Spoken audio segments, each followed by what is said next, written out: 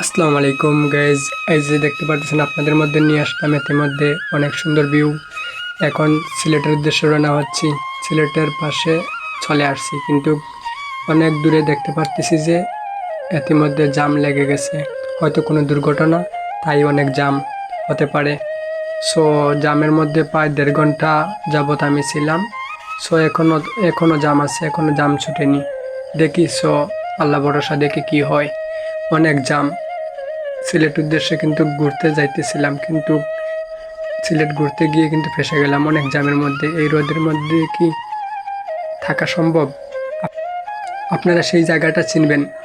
এই সিলেট যাওয়ার আগে যে তেলিবাজার বলে বাইপাস, সুনামগঞ্জ বাইপাস, সেখানে অনেক জাম। সো প্রায় 2 ঘন্টা হয়ে গেছে।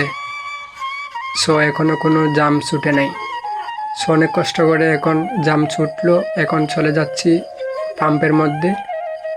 পাম্পে চলে আসছি। সো দেখবেন পাম্পটা অনেক সুন্দর, আমাদের সিলেটটা অনেক সুন্দর, অনেক সুন্দর ভিউ। সো এই যে দেখতে পারতেছেন গেলাম। সো এই পাম্পটা কারা কারা চিনেন একটু কমেন্ট বক্সে জানাবেন। হ্যাঁ, এই পাম্পটা কোথায় একটু জানাবেন আপনারা। সো ভিডিওটা যদি ভালো লাগে আপনারা ভিডিওটা শেয়ার করেন, কমেন্ট করেন ভালো লাগছে কিনা। আপনারা অবশ্যই আপনাদের মতামত জানাবেন।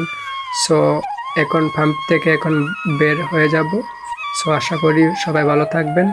পরে দেখা হবে আবার নতুন ভিডিওর মাধ্যমে। সো আসসালামু আলাইকুম গাইজ, আশা করি সবাই ভালো থাকবেন।